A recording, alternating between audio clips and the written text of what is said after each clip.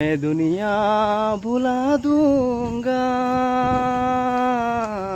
तेरी चाहत में। আসসালামু আলাইকুম, শুভ সকাল। কেমন আছেন সবাই? আশা করছি ভালো আছেন। গত 2 দিন ধরে কিন্তু অনেক বেশি বৃষ্টি হয়েছে, অনেক বেশি বাতাস করছে, আর খুব ভয় পাই গেছিলাম। 2 দিন কাটিয়ে আজকে সব কিছু স্বাভাবিক মনে হচ্ছে। একটু সকালবেলা হাঁটতে বের হলাম, একটু হালকা নাস্তা করব। তো পরিবেশটা অনেক সুন্দর। আজকে আপনাদেরকে 2টা লাইন গান শোনাবো। मैं दुनिया भुला दूंगा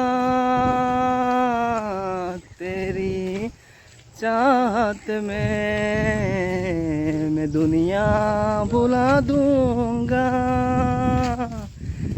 तेरी चाहत में।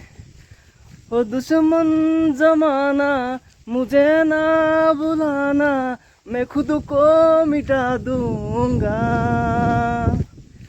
तेरी चाहत में, मैं दुनिया भुला दूंगा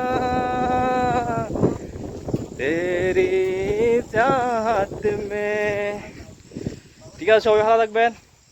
আসসালামু আলাইকুম।